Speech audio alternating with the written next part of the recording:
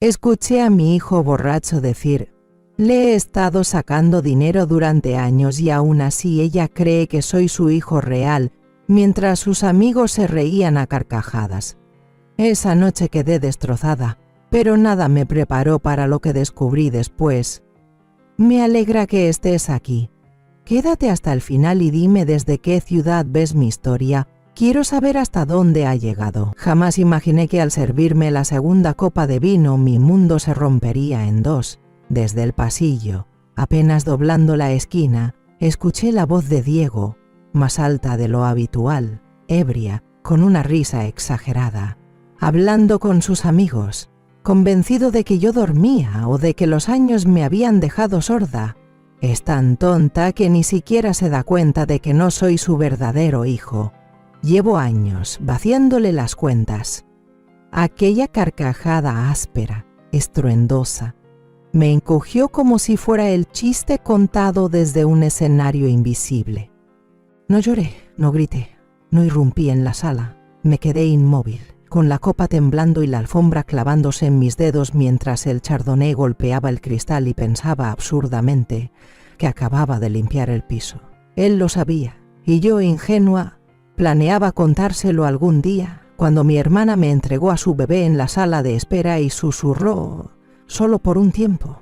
Ese tiempo se volvió eterno, pañales, loncheras, corazones rotos, solicitudes universitarias. Fui mamá, siempre mamá, y aún así él me usó. Me escabullí hasta la cocina, dejé la copa sobre la barra y miré el jardín que sembré para él, girasoles y chícharos, mientras el zumbido en mis oídos repetía: no soy su verdadero hijo.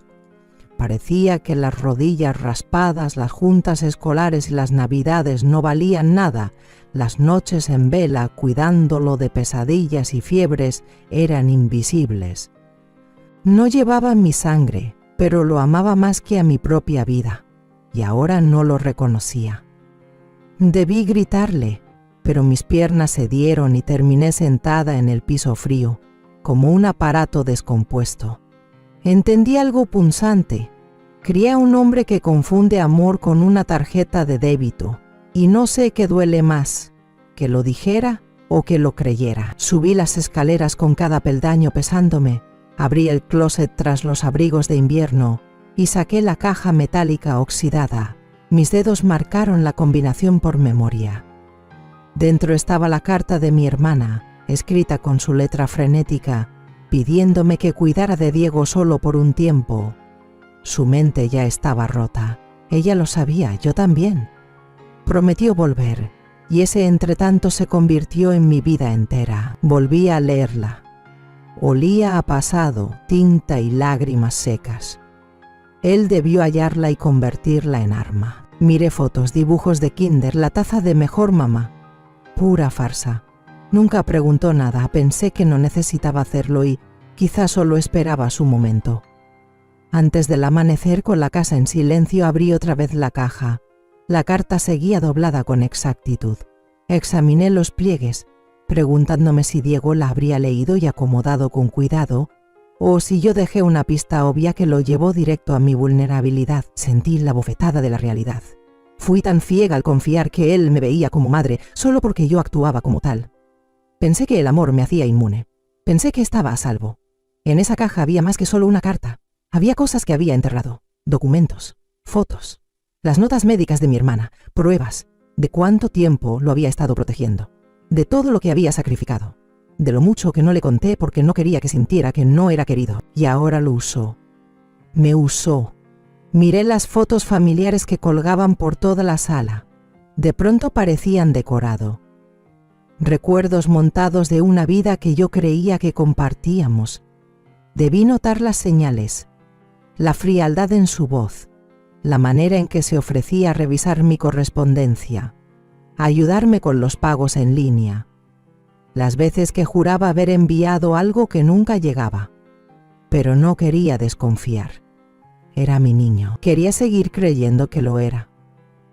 El duelo no solo es por la muerte, es también ver con claridad a alguien que amas y darte cuenta de que nunca te miró igual.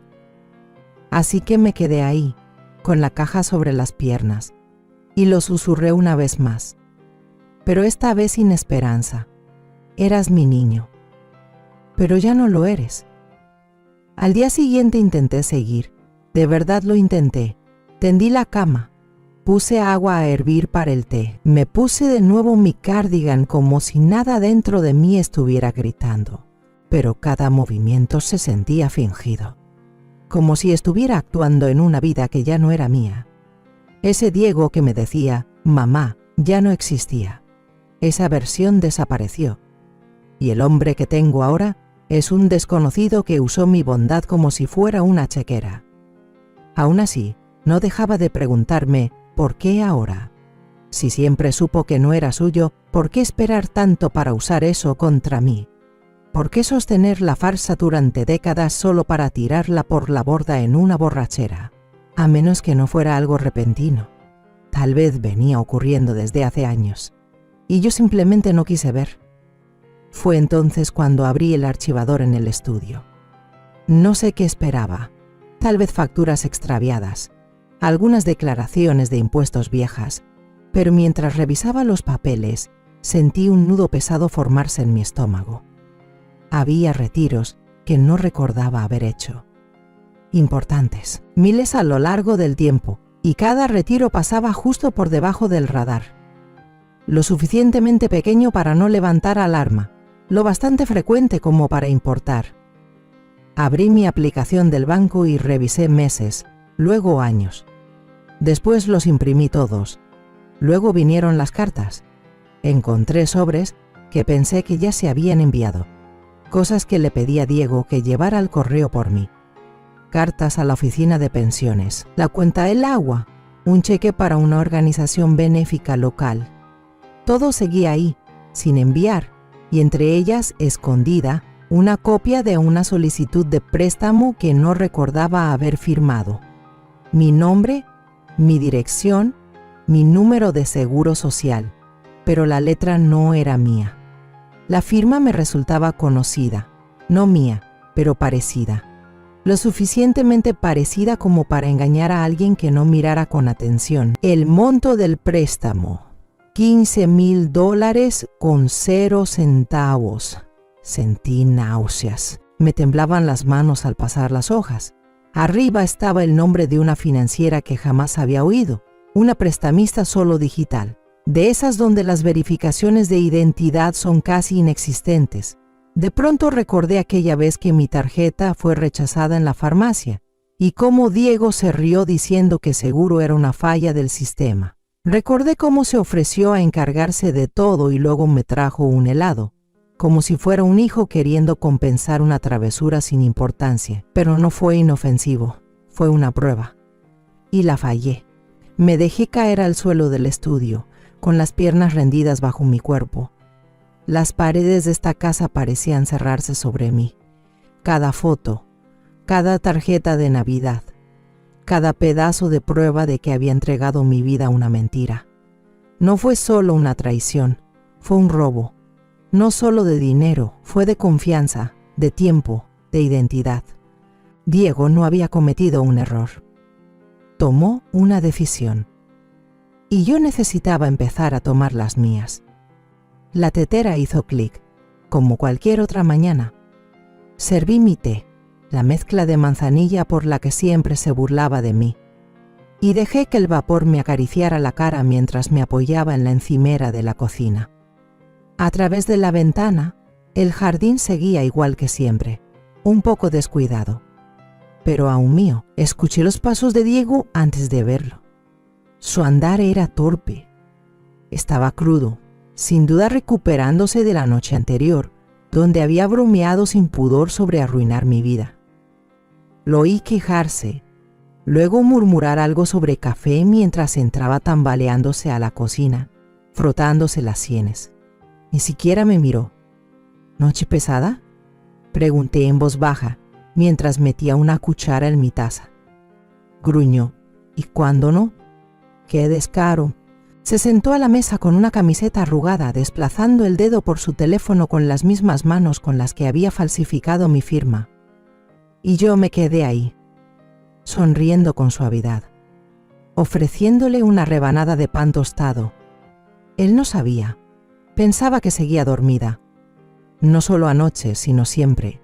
Pensaba que aún era la mujer que creía cada excusa, cada demora, cada palabra que salía de su boca. Me senté frente a él, observándolo deslizar el dedo por la pantalla. «¿Algo interesante?», pregunté con ligereza. «Solo cosas del trabajo», masculló. «No entenderías». No notó cuánto tiempo lo miré. No vio que tan fuerte apretaba la taza, porque ya no estaba intentando detenerlo. Lo estaba estudiando, cada movimiento, cada pausa, cada vez que sus ojos se desviaban hacia la puerta del estudio, como si algo dentro aún lo llamara. Me pregunté qué más habría tocado, qué otros cajones había revisado mientras dormía, pero no le di nada, ni una pista, ni un temblor. «No se te olvide sacar la basura», dije levantándome con la taza en la mano. «Sí, sí», murmuró, y eso fue todo. No hubo confrontación, no hubo pelea, solo un duelo silencioso entre una madre y un hijo, excepto que él ya no era realmente mi hijo, y yo no era solo una madre, ahora era testigo, estratega. Cuando salió de la cocina para ducharse, esperé a que comenzara a correr el agua. Entonces abrí la puerta del estudio y busqué cualquier cosa fuera del lugar. El cajón del escritorio estaba entreabierto, por apenas medio centímetro. Un archivo había sido empujado hacia adelante, y el pequeño desgarro en la alfombra junto al gabinete, desplazado justo lo suficiente como para saberlo. Había estado aquí otra vez. Me arrodillé y deslicé la mano debajo del gabinete, buscando el sobre que había escondido allí hace años, una vieja foto familiar, por si alguna vez olvidaba cómo se veía el amor. Aún estaba ahí, pero algo más hizo clic dentro de mí. Él ya no estaba escondiendo esto, estaba volviéndose más atrevido. Eso significaba que yo también tenía que empezar a esconderme, pero no mi miedo, no mi dolor, mi plan. El silencio se volvió mi escudo. Me movía por la casa como siempre lo hacía, quitando el polvo, doblaba la ropa, revisaba el buzón, pero esta vez lo estaba registrando todo. Tomaba fotos mentales de los cajones, carpetas, incluso del tono de voz de Diego. Cuando se ofrecía a encargarse de eso por mí, ya ni siquiera fingía estar agradecido. En algún punto comenzó a tratarme como a un mueble. Útil, inmóvil, tonta. Y ahora yo lo observaba mientras él me observaba. Ya no tenía cuidado. Ese fue su error. Pensó que yo no era una amenaza. Tal vez alguna vez lo fui, pero ya no. Una tarde, mientras él estaba fuera haciendo mandados, que seguramente significaba ir al banco, volví a abrir el archivador, pero esta vez fui más a fondo. Levanté las carpetas, aparté las pestañas de Manila y encontré lo que por mucho tiempo había evitado: estados de cuenta, recibos de luz, agua, gas. Todo estaba ahí, pero faltaban 3 meses de talonarios de cheques. 3 meses. Recordaba que en ese tiempo él me ayudaba a mandar las cuentas. Me dijo que la oficina postal había cambiado los horarios de recolección. Se ofreció a llevarlas él mismo para que saliera más rápido. Le di las gracias. Me sentí enferma. Levanté la alfombra debajo del escritorio del estudio y abrí la tabla floja del piso. Años atrás solía esconder ahí el dinero navideño para Diego. Él nunca supo de eso. O eso creía yo. Ahora hasta ese recuerdo se sentía como una mentira. Metí la mano y encontré el sobre que había pegado debajo. Estaba vacío.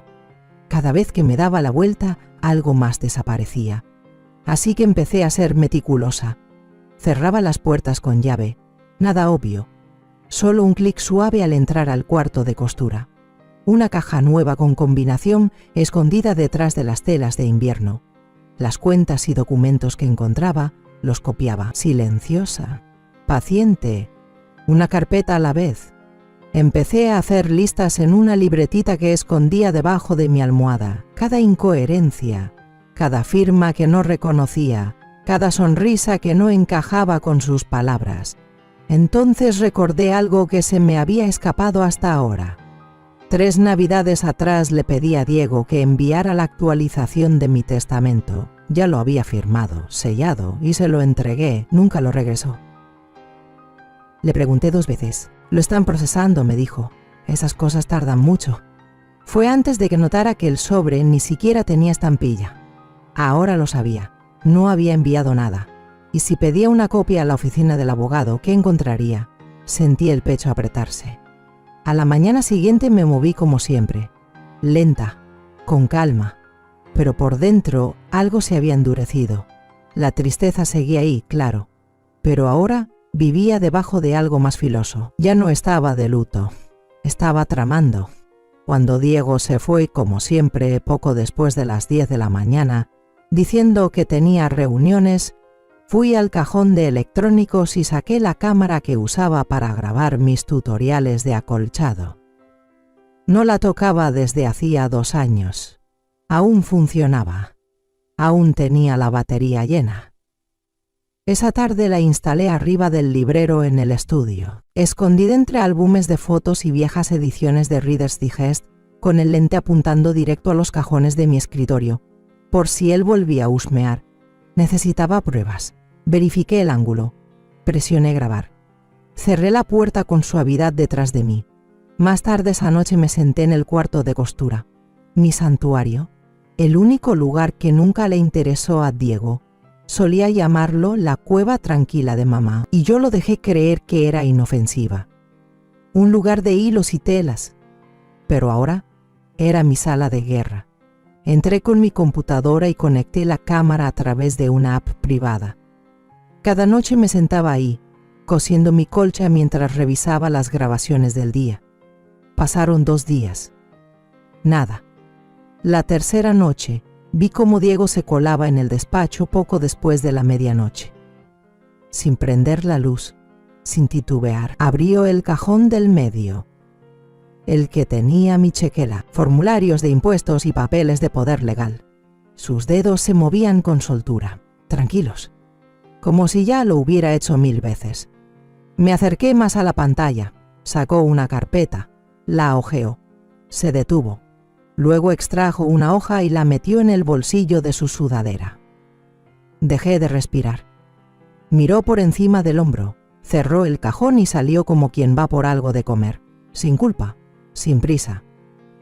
Como si fuera rutina. Puse pausa y me quedé viendo el cuadro congelado. Su rostro medio iluminado por la luz de la luna. La boca con una leve sonrisa. Me quedé ahí un buen rato, la mano aún sobre la tela en mi regazo. Luego agarré mi libreta y escribí una sola palabra. Basta. Al día siguiente cambié mis contraseñas de banca en línea, sin hacer ruido, con cuidado. Luego pedí cita con una abogada nueva, usando el nombre de una fundación con la que solía colaborar. Él no la reconocería. Y abrí un apartado postal en una oficina de correos 2 pueblos más allá para que ya no llegara correspondencia a la casa. No notó nada. Cuando preguntó por qué no cociné esa noche, le dije que me dolía la cabeza. Cuando se burló de que mamá se anda volviendo olvidadiza, me reí con él, porque eso era lo que quería, que yo me olvidara, y por eso era peligrosa. La abogada no se inmutó cuando le mostré los documentos, pero sus ojos lo dijeron todo. Me habían robado. Lento, con destreza, sin una pizca de remordimiento. Su nombre era Patricia Medina. Callada, aguda, 40 y tantos, con las mangas arremangadas, como si no tuviera tiempo para rodeos. No necesitaba toda la historia, solo las pruebas. Le entregué copias de los estados de cuenta, impresiones de las grabaciones de mi cámara y el documento falsificado que saqué del archivador. Leyó en silencio, pasando las páginas con una precisión quirúrgica que de algún modo lo hacía sentir aún peor. Cuando al fin levantó la mirada, sus palabras fueron suaves, medidas. Esto no es solo robo de identidad, es abuso financiero sostenido. Sentí que la garganta se me cerraba, pero no lloré. Ya había pasado esa etapa.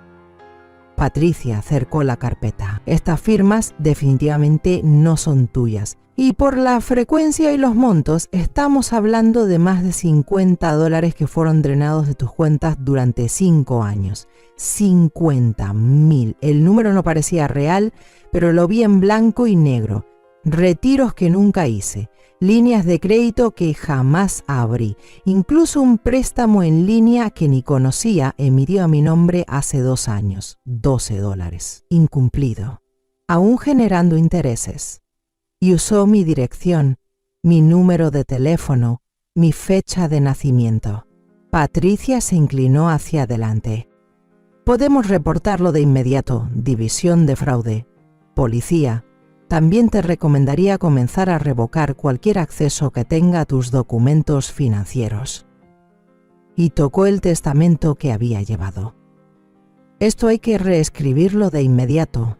Mi voz se quebró por primera vez en semanas. Le dije que él era todo para mí, que le había dado todo. Patricia no dijo no lo merece. No hacía falta. Lo vi en sus ojos. Creo que agradecí que no intentara consolarme. No quería consuelo, quería control. Trazamos los siguientes pasos. Yo cerraría las cuentas a las que él tenía acceso. Abrí nuevas cuentas. Autoricé a Patricia como mi representante legal. Ella se encargaría de presentar el reporte preliminar por fraude. Luego trabajaría con mi banco para recuperar lo que se pudiera. Cuando me preguntó si tenía otros activos financieros, me quedé en silencio. Pensé en la cajita con cerradura escondida en mi gabinete de costura. La póliza vieja del seguro de vida. La herencia de mi tía, esa que Diego jamás supo que existía. La miré directo a los ojos. Sí. Y quiero que todo se borre de su nombre, hasta el último centavo. Patricia asintió. Entonces tendremos que reestructurar tu patrimonio y redactaré una orden temporal para que no pueda acceder a nada mientras investigamos. Aquella noche me quedé un buen rato sentada en el coche antes de entrar a casa. Observaba las luces del interior parpadear. Diego ya estaba allí, seguramente tirado en el sillón, revisando las mismas aplicaciones que usaba para espiar mis cuentas, pensando que todavía tenía tiempo para vaciarme por completo. No sabía que los cerrojos estaban cambiando. No sabía que la tormenta ya se movía bajo sus pies. Al entrar, Diego estaba justo donde lo imaginaba, echado en el sofá, cambiando de canal con la indiferencia de quien habita una casa que no le cuesta nada. «¡Ey!», dijo sin levantar la vista. «Saliste tarde. ¿Todo bien?». Sonreí. «Solo algunas vueltas. ¿Compraste comida?». «No», respondí, sentándome en el sillón frente a él. «No tenía ganas de cocinar hoy». Parpadeó. «Eso sí que es nuevo». Me encogí de hombros. «Todos cambiamos». Gruñó y volvió a la televisión. Esa fue la última conversación real que tuvimos en una semana. Día tras día, hice pequeños movimientos, invisibles. Empecé por lo simple, lo eliminé de mis cuentas digitales. Redirigí mi correspondencia a un nuevo apartado postal y le avisé a mi asesor financiero que iba a consolidar mis cuentas. Jamás preguntó por qué dejé de dejarle las facturas sobre la mesa del pasillo, ni notó que las carpetas del estudio estaban cada vez más vacías. Lo que sí empezó a notar eventualmente fue el silencio. Ya no le pedía ayuda, no le daba el correo para que le ordenara. No le recordaba cuándo vencía la hipoteca ni cuándo era la cita para preparar los impuestos. Dejé de ser el sistema que él explotaba, y eso lo descolocó. Empezó a rondarme más, a meterse en el estudio sin razón, a soltar preguntas raras en la cena como «Oye, ¿alguna vez hiciste algo con esa herencia de la tía Ruth? ¿O con qué banco pusimos los servicios a tu nombre?». Yo solo sonreía. «Tú te encargaste de eso, ¿no te acuerdas?». No insistía. Aún no, porque seguía creyendo que tenía tiempo. Pero mientras tanto yo cerraba cuenta tras cuenta. Abrí una nueva a nombre del fideicomiso que Patricia y yo habíamos creado para la planificación del patrimonio. Cambié el depósito directo de mi pensión del Seguro Social. Incluso cerré la cuenta que pagaba los impuestos de la propiedad y los cubrí por adelantado, por si acaso. Esa misma semana reescribí mi testamento, en una oficina pequeña y silenciosa en el centro, sin ceremonias, sin abogados que conocieran a Diego desde que era niño, solo Patricia. 2 testigos y mi firma. Su nombre no apareció ni una vez, y por primera vez en décadas sentí que podía respirar. Esa noche regresé a casa y escuché a Diego hablando por teléfono, riéndose con alguien sobre el comportamiento raro de mamá últimamente. Dijo que probablemente ya estaba perdiendo la cabeza. Me quedé en el pasillo escuchándolo burlarse de mí. Seguía convencido de que yo no me daba cuenta de nada. Creía que el silencio era debilidad. No tenía idea de lo que el silencio podía lograr. Seguía pensando que el dinero era suyo, que yo era demasiado frágil, demasiado cansada, demasiado blanda para moverme sin él. No había notado hasta dónde había llegado ya. La segunda reunión con Patricia se sintió distinta. Esta vez llegué con la cabeza en alto. No arrastrando un folder lleno de daños, sino llevando una lista clara de lo que quería ahora. Lo llamamos planificación patrimonial, y eso fue exactamente lo que le dije a Diego que estaba haciendo. Ya sabes, por si acaso pasa algo, comenté mientras tomábamos café. Sonreí. Tienes razón. El nuevo asesor financiero que me presentó Patricia era joven, agudo, y supo exactamente qué preguntar. Ni se inmutó cuando le dije que necesitaba abrir nuevas cuentas de inmediato, sin acceso en línea, salvo por medio de mi abogada. Asintió y se puso manos a la obra.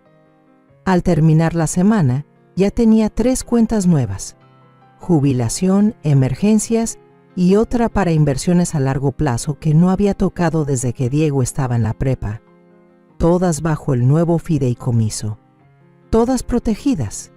Le di poder legal a Patricia. Se lo quité a Diego. Su nombre seguía allí en negritas desde hacía años, cuando pensaba que estaba siendo previsora por si algo llegaba a pasarme.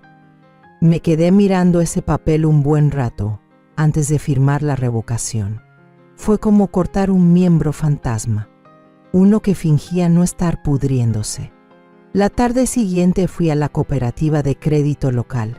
La mujer del escritorio frunció el ceño cuando le dije que quería cerrar mi cuenta principal. «¿Has estado con nosotros mucho tiempo?», comentó. «Sí», respondí. «Demasiado». Asintió despacio. No preguntó nada, pero vi el destello en sus ojos cuando pedí cancelar todas las transferencias automáticas y desvincular cualquier cuenta conectada. «¿Quiere mantener a alguien autorizado en la nueva cuenta?». «No, solo yo». Salí del banco sintiéndome 10 kilos más liviana. Esa noche, Diego me preguntó por qué la factura de electricidad llegó por correo y no por internet. «Debieron haber actualizado algo», le dije, hojeando una revista. «Ya sabes cómo son esos sistemas», asintió. No insistió, porque ya no estaba prestando atención. Ya me había descartado, y esa era mi libertad. Para fin de mes, cada centavo estaba en cuentas que él no podía tocar, cada documento asegurado, cada contraseña cambiada, y ni un solo enfrentamiento, solo el silencioso apretón de una soga que él ni siquiera sabía que existía. No hubo gritos, ni peleas, solo una mirada al otro lado del cuarto. Ese fue el momento en que lo supe. Ya no lo amaba. Ahí estaba otra vez, tirado en el sofá, mismo lugar, misma mirada vacía, el brillo del celular a centímetros de su cara, las penas estiradas sobre los cojines que antes acomodaba cada mañana, la manta que le tejí para su cumpleaños número 30 hecha un bollo bajo sus pies. Olvidada, ni siquiera notó que lo miraba. Antes, eso dolía. Durante años pensé que era invisible para él porque estaba distraído, o porque trabajaba mucho, o simplemente porque estaba cansado. Me retorcí en disculpas, tratando de entender.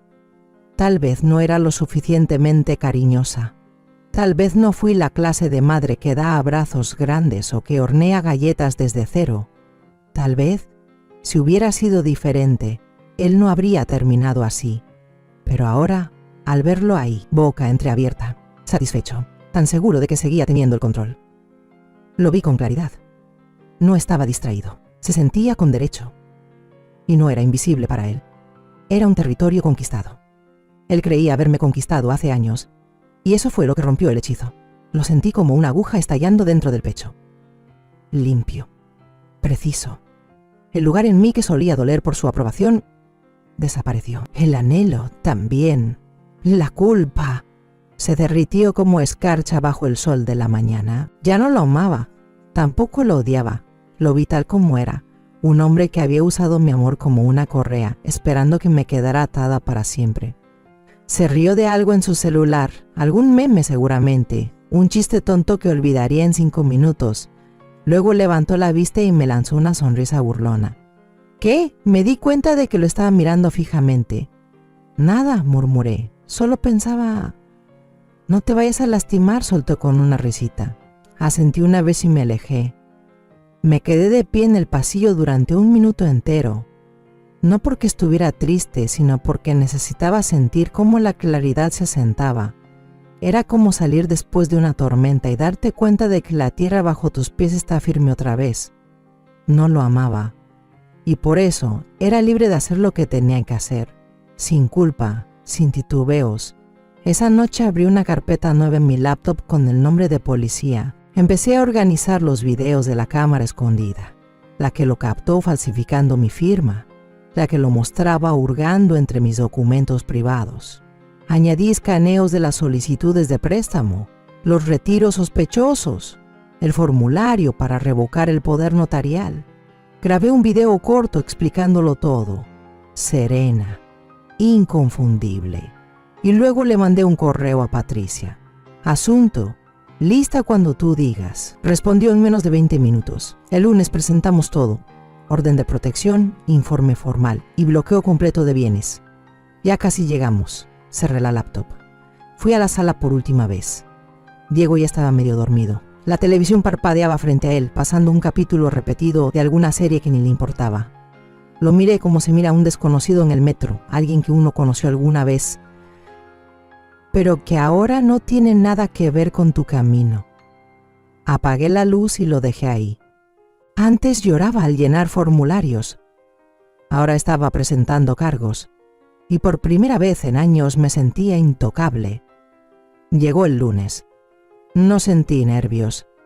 Me puse una blusa azul marino, la misma que usaba cuando trabajaba en recepción en la clínica.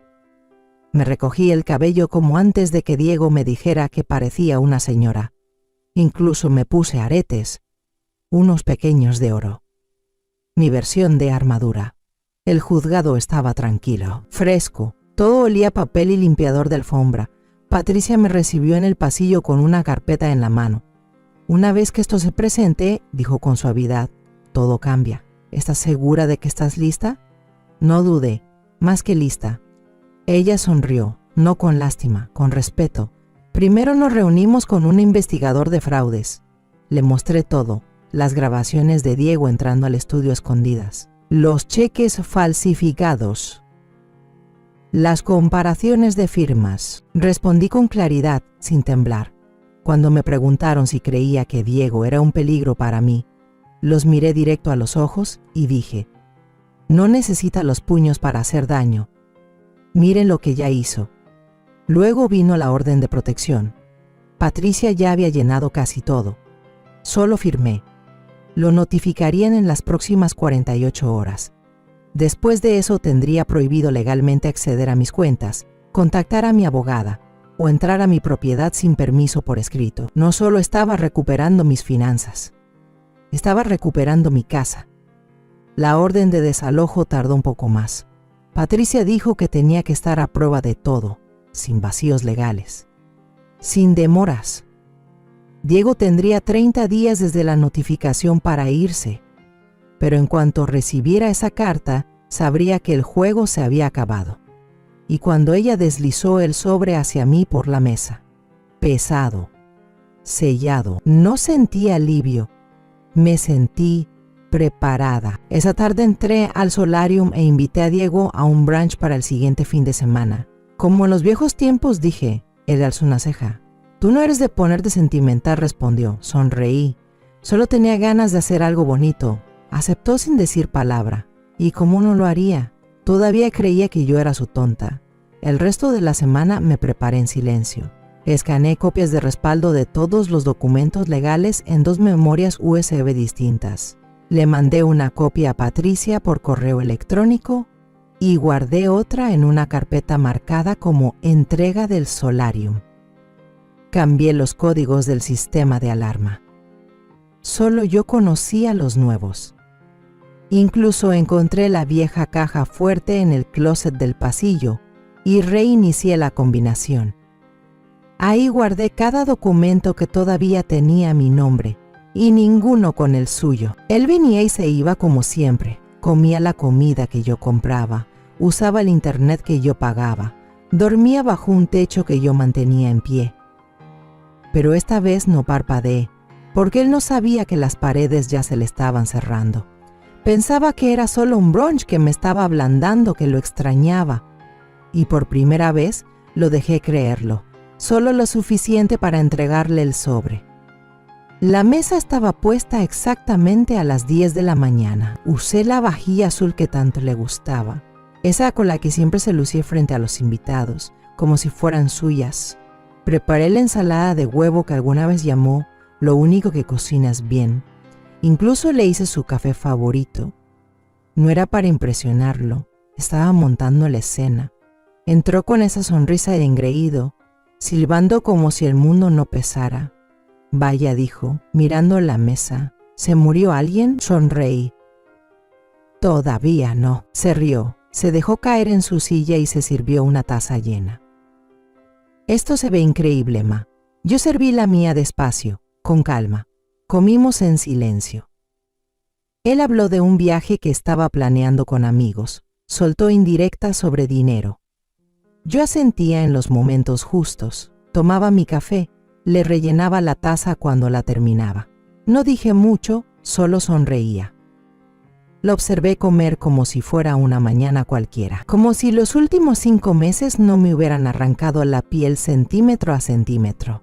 Cuando extendió la mano por el último triángulo del sándwich, me levanté. Hay algo que he querido darte. Alzó una ceja mientras masticaba. Así. Caminé hacia la cómoda, tomé el sobre grueso.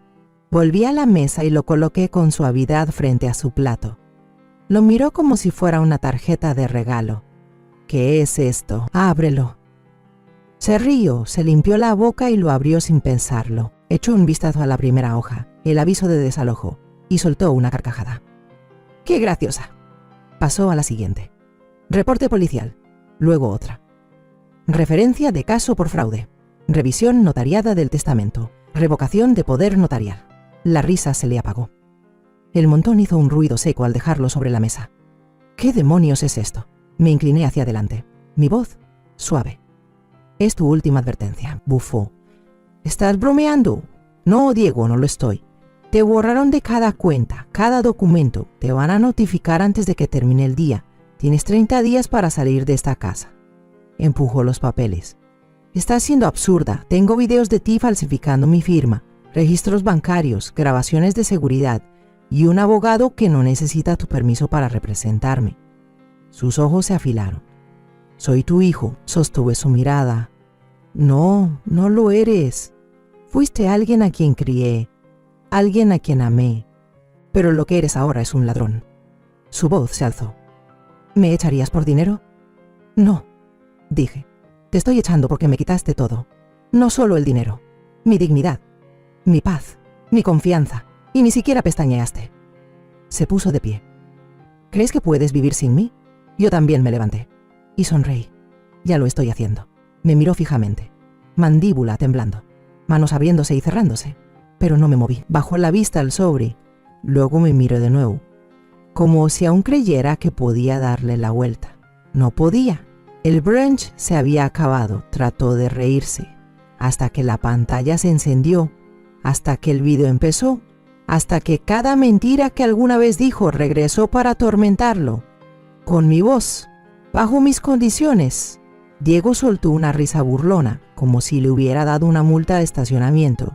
Empujó los papeles a un lado y se recargó contra la isla de la cocina, como si todo esto estuviera por debajo de él.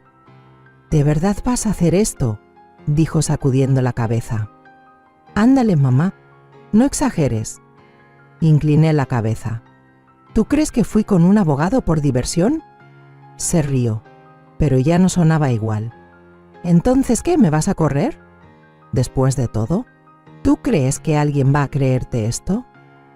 No respondí. En lugar de eso, abrí el cajón debajo del aparador. Ese que él siempre ignoraba. Saqué mi tablet.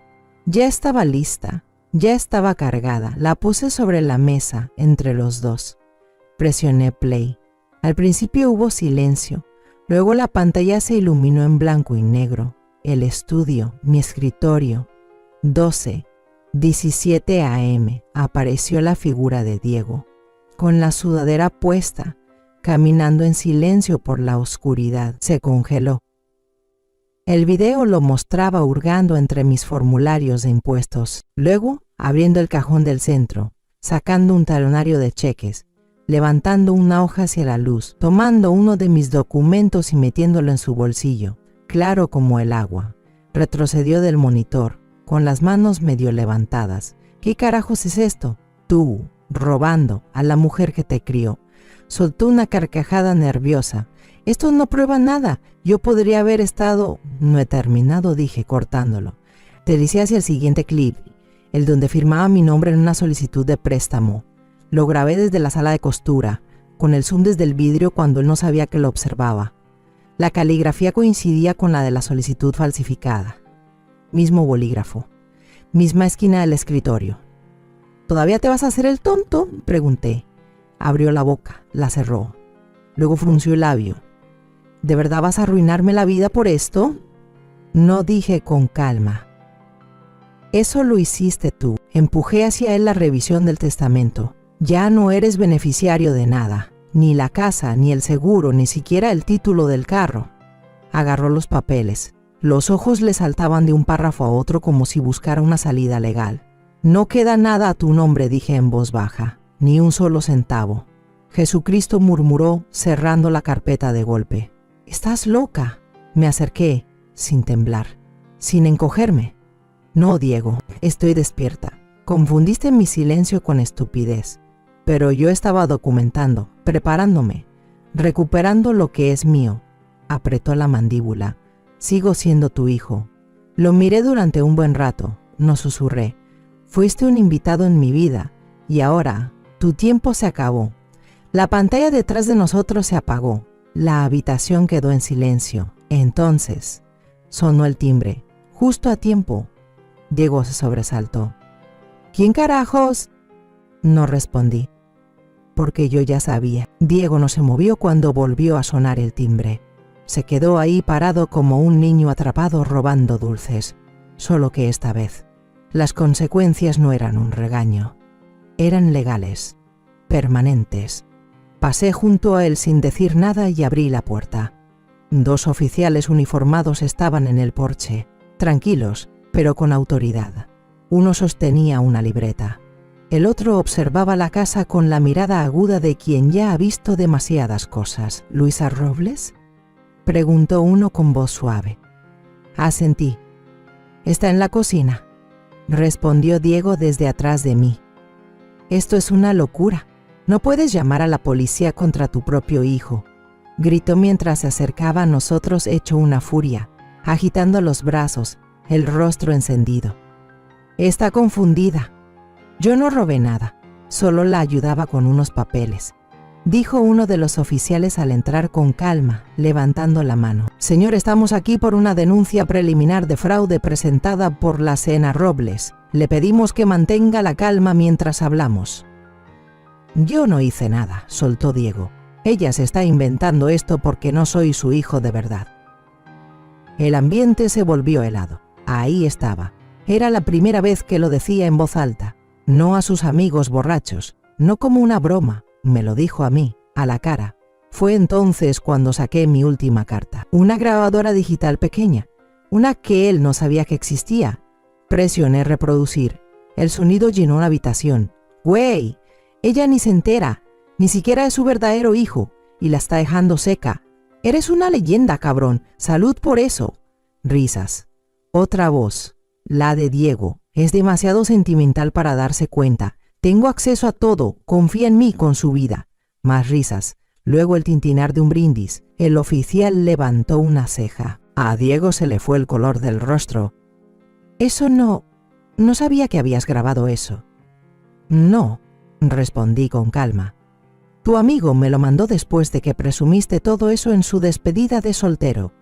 Dijo que se sintió culpable. Deberías elegir mejor tus amistades. El segundo oficial dio un paso al frente. Señor, con base en esta evidencia y los documentos presentados por la CIA Robles, le estamos emitiendo una orden formal de comparecencia. Debe desalojar esta residencia conforme a los términos de la orden legal de desalojo. Ya no tiene autorización para estar aquí. ¡Pero yo viví aquí!, gritó Diego, dejando que el pánico se colara entre sus palabras. Ella me crió. Esta también es mi casa. Lo miré directo a los ojos. No, fue un regalo mío. Y tú lo convertiste en una transacción. Su voz tembló. Solo tomé lo que era mío. Ese es el problema, dije al pasar junto a los oficiales. Nada de eso era tuyo. Dio un paso atrás hacia el pasillo, como haciendo cálculos, buscando una salida. Pero ya era tarde. Todas las cartas estaban sobre la mesa. Cada mentira expuesta. Mientras los oficiales le explicaban los siguientes pasos, Diego me miró por última vez. No con enojo, con miedo, porque por primera vez en su vida yo no intentaba salvarlo. Le dieron 1 hora, tiempo para empacar, dijeron, para evitar que esto escalara. Pero Diego no empacó, caminaba en círculos, discutía, rogaba, luego gritó, después se quedó callado. Yo me senté en la sala de sol, las manos cruzadas sobre el regazo. Mientras la policía le explicaba sus derechos, no dije nada, no lo interrumpí, no le ofrecí té. Intentó todo lo que le quedaba. Se asomó al umbral de la habitación y me miró. De verdad me miró. Por primera vez en años. Diles que fue un error, susurró. No dejes que termine así. No respondí. Sus ojos bajaron al piso. Es que estaba desesperado. No lo entiendes. Vivir allá afuera, para ti todo es fácil. No sabes lo que es vivir allá afuera. Incliné la cabeza. ¿Allá afuera? ¿Donde la gente se gana lo que tiene? Se estremeció. Nunca me diste las gracias, dije en voz baja. Ni por el techo, ni por la ropa, ni por la comida, ni por criarte cuando tu madre se fue. Ni una sola vez. Tragó saliva. Pensé que sabías que estaba agradecido. No, Diego. Pensaste que yo era desechable. El oficial se acercó más. Señor, tiene que recoger sus cosas ahora. Parpadeó. ¿De verdad me odias tanto? Me levanté.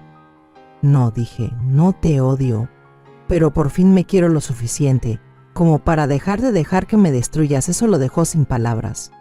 Se quedó ahí parado, con los hombros caídos. Su rostro se quebró por un instante. Enojo, vergüenza, confusión. El silencio que quedó no fue vacío, fue una limpieza. Me quedé en la entrada, el eco de su ausencia flotando como polvo en un rayo de sol. Durante años viví bajo su peso, sus estados de ánimo, su flojera, sus exigencias. Ahora, el espacio que dejó atrás se sentía como aire puro. No lloré, no celebré, solo me quedé ahí, con la mano en el picaporte, respirando. Se había terminado. Ahora camino, temprano, en silencio, sola, y cocino para mí. Comidas pequeñas, lo justo. Ya no espero a nadie más para comer. Dejé de preparar de más, porque ya no reservo un lugar para alguien que siempre me vio como una comodidad. La policía nunca presentó cargos penales, pero el departamento de fraudes congeló todo lo que estaba a su nombre. Patricia me ayudó a cerrar legalmente la puerta de mi casa para él, y también el Nuevo Testamento sellado, notariado y seguro. Ni un centavo para él. Mandó 2 correos. Como si acabara de descubrir que el suelo bajo sus pies nunca fue firme. Se dio la vuelta despacio y caminó hacia su habitación. Escuché cómo abría cajones, cómo se cerraba una maleta con cremallera, cómo la puerta del baño se quejaba al cerrarse. Cuando salió de nuevo, su bolso estaba a medio llenar. Ya tenía puesta la chaqueta y los brazos cruzados. No me miró, pero yo sí lo miré. Por primera vez, no vi a un hijo, ni siquiera un traidor. Solo vi a un hombre que confundía la manipulación con el amor, que creía que tener derecho sobre alguien era tener una familia. Los agentes lo escoltaron con suavidad. Mientras se acercaban a la puerta, él se detuvo, mano en el picaporte, los ojos aún evitando los míos. «Espero que estés feliz», murmuró. Di un paso al frente, solo lo suficiente para que pudiera oírme con claridad. «No estoy feliz», respondí, «pero soy libre». La puerta se cerró tras él. El primero, lleno de rabia, dijo que exageré, que era una paranoica. Ese lo borré sin pensarlo. El segundo llegó semanas después, más corto, con menos veneno. Solo decía, «te extraño». Ese lo guardé. No porque le creyera, sino porque me recordó algo que yo misma le dije cuando tenía 12 años y estaba castigado por mentir. Solo pides perdón cuando pierdes lo que dabas por hecho. Nunca respondió a esa lección. Tampoco respondió esta. Y la semana pasada, mientras servía té y pasaba los panecillos, alguien preguntó, «¿Sabes algo de tu hijo?». No dudé, sonreí y respondí, «Él nunca fue realmente mío. Pero ahora por fin yo sí lo soy». Nadie preguntó qué quise decir. No hizo falta. La primera mañana, sin la sombra de Diego, me desperté antes de que el sol tiñera de rosa las cortinas. El silencio ya no era una alarma del vacío, sino una manta tibia que me cubría entera. Preparé café de olla con canela y piloncillo, olor que se metió en cada cuarto como si bendijera los rincones donde antes reinaba la desconfianza. Abrí la puerta principal para dejar que entrara el aire fresco y el canto de los gorriones. Ahí, en el umbral, vi mi reflejo en el vidrio. Pelo entrecano recogido, la blusa azul marino que se volvió mi talismán y esa arruga nueva en la frente que ya no me afea, me firma. Caminé hasta la veterinaria del barrio, la que queda frente al Mercado Juárez, y donde nunca pasaba sin acelerar el paso porque pensar en mascotas me recordaba la energía que me faltaba para cuidarlas. Ese día crucé la calle con paso firme. El letrero decía adopciones sin costo y el mostrador olía a serrín limpio. Entre jaulas y maullidos un cachorro mestizo, color cajeta, me miró con la cabeza ladeada. Tenía una mancha blanca en el pecho, como un botón mal cosido. Su mirada no pedía perdón ni permiso, solo compañía. La chica del refugio me explicó que lo encontraron en un baldío, que era cariñoso y que aún no tenía nombre. Firmé los papeles, pagué las vacunas, compré un collar rojo y lo subí al coche. En el retrovisor sus ojos brillaban como si entendiera que yo también estrené libertad. Lo llamé Milagro camino a casa, porque eso era, la prueba viviente de que todavía podía dar amor sin convertirme en víctima. Al llegar, le mostré el jardín abandonado. Olisqueó los girasoles secos y saltó entre los tallos sin culpa. Yo, mientras tanto, arranqué hierbas, podé las ramas muertas, abrí la manguera y dejé que el agua corriera sobre la tierra reseca hasta que olió a verano recién nacido. Cada gota era un juramento de que ningún recuerdo marchito tendría más poder que la raíz de algo nuevo. Esa tarde Milagro se quedó dormido a mis pies mientras ordenaba la sala. Guardé en cajas las fotografías familiares que colgaban como fantasmas en las paredes y las llevé al ático. La casa se sentía ligera, como si aligerar los muros despejara también los huesos. Pinté la pared principal de un verde pálido que vi en la revista de la abogada Patricia. Cada brochazo cubría la huella de los puños que Diego dejaba cuando azotaba puertas. Al terminar, el color parecía brillar solo. Una aurora boreal doméstica que ningún pasado podía nublar. Durante días descubrí qué hacer con la quietud. Leí novelas de misterio que siempre pospuse. Prendí velas de lavanda sin pensar en que el olor pudiera molestar a alguien. Bailé boleros de tríos con la escoba por pareja, hasta que el corazón me palpitó en el cuello. Milagro corría detrás, ladrando con su voz de juguete, y yo reía tan fuerte que el eco se repetía en las ventanas como una amiga fiel. Varios vecinos, que antes ni saludaban, se acercaron a la reja para preguntar por el perrito. Les contaba que se llamaba Milagro y que juntos estábamos aprendiendo a empezar de cero. Sus sonrisas eran un puente que me sacaba del aislamiento. Acepté invitar a Rosita, la señora del puesto de tamales, a tomar chocolate caliente un domingo. Hablamos de plantas medicinales y de lo rápido que crecen los nietos. y en su charla me reconocí humana. No caso de escándalo. A mediados de mes abrí la caja de costura, pero esta vez no para esconder documentos, sino para coser una cobija nueva. Usé retazos de camisas viejas, incluidas varias de Diego que encontré en el cesto antes de donarlas. Corté cada pieza en cuadrados, los giré hasta lograr un mosaico alegre y los bordé con hilo rojo, el mismo color del collar de Milagro. Cada puntada era un acto de reescritura. La tela que una vez cubrió su espalda ahora abrigaría mis rodillas. Bajo la luz de la lámpara, con Milagro respirando tranquilo sobre mis pantuflas, comprendí que la venganza más dulce era convertirme en arquitecta de belleza cotidiana. Cuando llegó la carta oficial que confirmaba la revocación definitiva del poder notarial, no temblé. La deslicé en una carpeta etiquetada cerrado. La guardé en la caja fuerte y seguí afilando las tijeras de podar. No había celebración porque tampoco quedaban amenazas.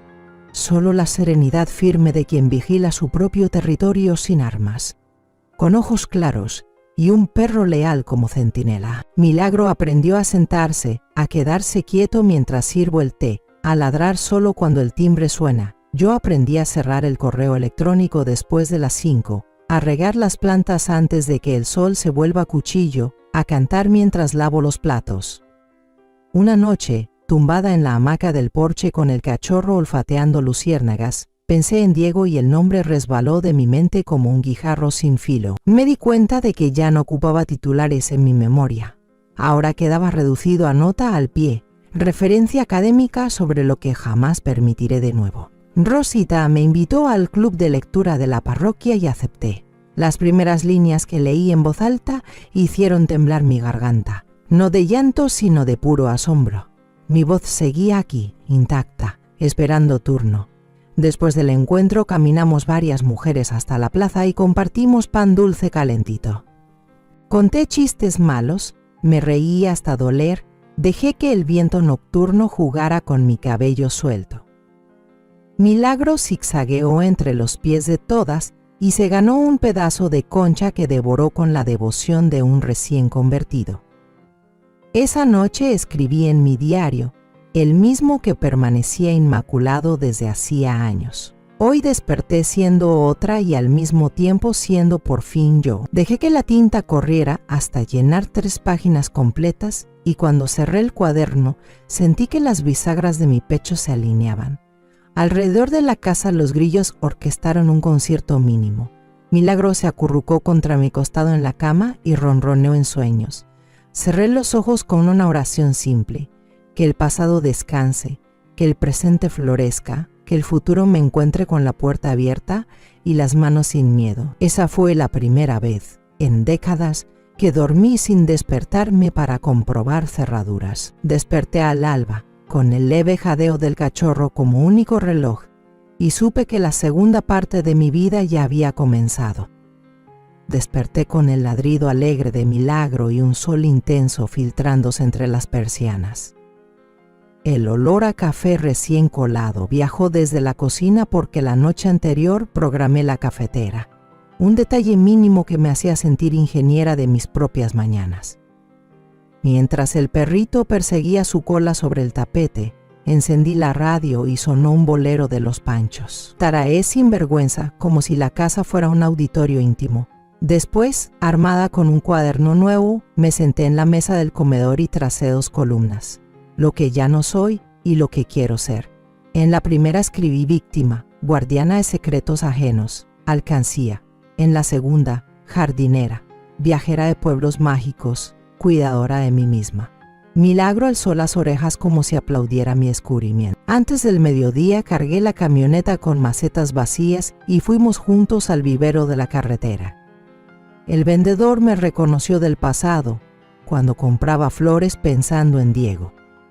Esta vez pedí bugambilias, romero y un limonero pequeño. Él sonrió y dijo, «Qué gusto verla comprar para usted». Regresé a casa con las manos llenas de tierra y las uñas oscuras, feliz de sentir la savia en los dedos. Planté las flores a lo largo de la barda, colgué macetas de colores y posé una casita para colibríes que pinté de amarillo mostaza. Cada agujero en la tierra fue una despedida de los miedos que la habían compactado. Por la tarde llegó el cartero con un paquete certificado. Era la resolución definitiva del banco que recuperó $23,000. No salté ni grité. Solo toqué el sobre como quien palpa un músculo que volvió a moverse. Deposité el dinero en la cuenta del fideicomiso y aparté una parte para algo que soñaba desde joven: recorrer la ruta de las misiones en Baja California con una cámara desechable y un cuaderno de acuarelas. La sola idea me hizo temblar de emoción y un poco de susto, esa mezcla exacta que anuncia el crecimiento. Empecé a entrenar para el viaje. Cada mañana caminaba con Milagro hasta el cerro que vigila el pueblo. Al principio jadeaba a mitad de la pendiente, pero él tiraba de la correa como diciendo: «Vamos, vieja, claro que puedes». Al cabo de semanas subíamos sin detenernos y desde la cima veía mi barrio como un tablero armonioso. Allí arriba entendí que la perspectiva no es un regalo, se conquista paso a paso. El sábado asistí al club de lectura en la parroquia y llevé galletas de avena caseras. Leí un fragmento de mi diario frente al grupo. Nadie me debe completitud. Yo me basto y comparto lo que rebasa. Al terminar, las mujeres aplaudieron despacio. Rosita me tomó del brazo y susurró: «No sabes cuánto necesitábamos oír eso». Descubrí que mis cicatrices eran faroles para otras y acepté coordinar un círculo de apoyo a familiares de personas adictas. Milagro acompañó la primera sesión y se acostó junto a una joven que lloraba. Su ternura silenciosa dijo lo que nuestras bocas no alcanzaban. Un mes después partí hacia el norte en autobús, con mochila ligera, la cámara, el cuaderno de acuarelas y croquetas suficientes. En Loreto nos recibieron el mar esmeralda y un cielo limpio que parecía recién lavado. Dibujé la misión jesuita en tonos pastel, mientras Milagro olfateaba conchas. Es la historia de una madre que sacrificó toda su vida por sus hijos y nietos, y al final fue despreciada, utilizada y abandonada. Pero cuando ya no le quedaba nada que perder, se levantó, y esta vez vivió para ella misma. No la contamos para juzgar, sino para que quien escuche se detenga a pensar: ¿cuántas madres están sufriendo en silencio dentro de su propio hogar? Ahora tengo curiosidad por ti, que estás escuchando mi historia. ¿Qué harías si estuvieras en mi lugar? ¿Te ha tocado vivir algo parecido? Déjamelo en los comentarios. Mientras tanto, te dejo en la pantalla final otras 2 historias que son favoritas del canal y que sin duda te van a sorprender. Gracias por quedarte hasta aquí. Había turistas tomándose selfies, artesanas vendiendo pulseras y un coro de niños ensayando en la plaza, la vida completa en un cuadro sonoro. Por la noche cené tacos de pescado con salsa de mango y escribí a Patricia un correo con una foto mía sonriendo. Ella respondió con un emoji de fuegos artificiales. Seguimos la ruta a Mulegé, Santa Rosalía y San Ignacio. Cada pueblo entregaba una historia distinta. En la península la luna es tan grande que parece una lámpara de papel suspendida a nada de tu cabeza. Acampé una noche en la playa, Milagro se hizo un ovillo en mi saco y yo escuché el rumor del oleaje hasta quedar dormida. Allí comprendí que la soledad puede ser un lujo cuando no está invadida de amenazas. En Guerrero Negro me ofrecieron trabajo temporal en un centro de conservación de ballenas para traducir folletos turísticos al inglés. Preparé limonada con menta, invité a mis nuevas amigas y brindamos por los viajes que nos esperan. Incluso invité al cartero que había dejado de ver a mi vida como un apartado postal trágico y ahora la encontraba llena de postales de ruta. Milagro se paseaba entre las visitas con la cola en alto, orgulloso de su reino. Antes de dormir acaricié su oreja y le dije gracias por enseñarme a girar la llave desde dentro. Cerré los ojos y soñé que corríamos por una vereda infinita donde cada paso plantaba semillas de luz. Al despertar comprendí que ya no esperaba un milagro, lo respiraba, lo alimentaba, lo sacaba a pasear cada mañana y le lanzaba una pelota para recordarme que el futuro, en las manos correctas, siempre regresa hecho juego. Contamos esta historia basada en hechos reales. Los nombres y lugares han sido cambiados para proteger la identidad de la persona involucrada. Acepté por una semana y cada mañana salíamos en lancha a observar los cetáceos. Ver un animal de 40 toneladas emerger junto a la embarcación te enseña la exacta dimensión de la humildad. Milagro, con chalecos salvavidas, ladraba a las colas gigantes como si desafiara al universo. Yo reía y le decía tranquilo, campeón, ellos también migran para salvarse, igual que nosotros. Con el pago compré un dije de plata en forma de ola y lo colgué en mi cuello. Quería un recordatorio del día en que miré a la bestia más grande y no sentí miedo, solo reverencia. En las noches anotaba frases sueltas para un libro que quizá escriba, un testimonio de cómo una puerta cerrada puede abrir el horizonte entero. Al volver al pueblo, el jardín estallaba de color.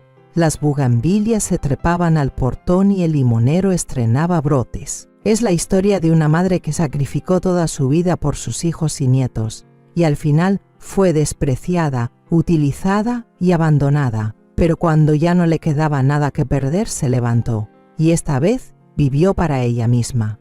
No la contamos para juzgar, sino para que quien escuche se detenga a pensar. ¿Cuántas madres están sufriendo en silencio dentro de su propio hogar?